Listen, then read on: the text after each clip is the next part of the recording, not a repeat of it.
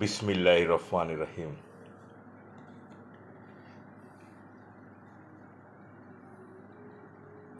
প্রিয় দেশবাসী, নিরাপদ খাদ্য ব্যবস্থা কি আমাদের জন্য দুর্লভ হয়ে গিয়েছে, নাকি অসাধু ব্যবসায়ীরা এই দুইটি আইসক্রিম ও কি নকল বানিয়েছে, নাকি দোকানদাররা নকল আইসক্রিম যারা নির্মাণ করছে তাদের সাথে যোগসাযোগে বিষাক্ত এই আইসক্রিম খাওয়াচ্ছে আমাদের সন্তানদেরকে।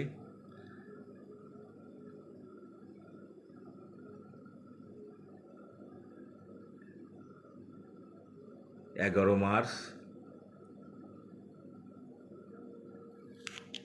এই আইসক্রিম ক্রয় করেছিলাম আমাদের ছোট মেয়ের জন্য। এই আইসক্রিম খাওয়ার পর থেকে আজ রাত এই 20 মিনিট আগে থেকে আমাদের ছোট কন্যা অবিরাম বমি করছে, অসুস্থ হয়ে পড়েছে। খাদ্যের বিষক্রিয়া এ দায় কার? মানুষের মধ্যে এত বেশি মুনাফার চিন্তা এসে চলে গিয়েছে যে পোলার আইসক্রিমের মতো কোম্পানির আইসক্রিমও তারা নকল বানাচ্ছে, অথবা এই আসল আইসক্রিমের মধ্যে মেয়াদ উত্তীর্ণর কাগজের সেই কাগজ সরিয়ে নূতন কাগজ দিয়ে তারা আইসক্রিম বাজারজাত করছে। আমি এর দায় দিচ্ছি পোলার আইসক্রিম কর্তৃপক্ষকে। এর দায় এদের বিরুদ্ধে আমি বিশ্বাস করি মামলা করা ছাড়া আর কোনো বিকল্প নাই। আমি বিশ্বাস করি ইগলু কোম্পানির আইসক্রিম এর বিরুদ্ধে, কারণ এর সম্পূর্ণ দায় ইগলু এবং পোলার কোম্পানির। প্রিয় দেশবাসী,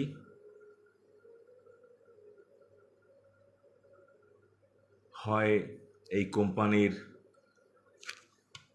এই যে দেখা যাচ্ছে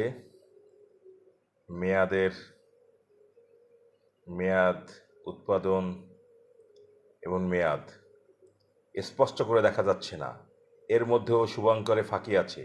আপনারা দেখুন, ভোক্তা অধিকারের সর্বোচ্চ বিধি লঙ্ঘন আমি বিশ্বাস করি।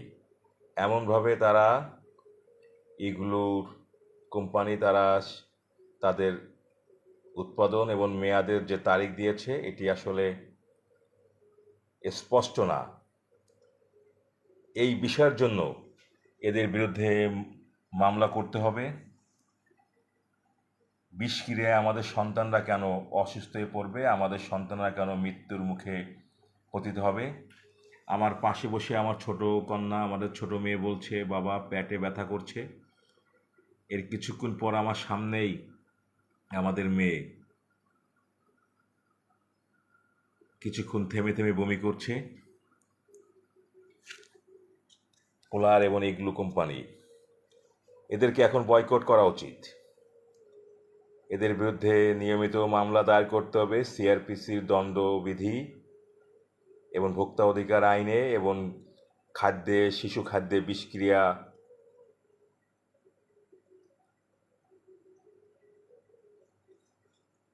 বিষক্রিয়ার জন্য এদের বিরুদ্ধে মামলা করতে হবে।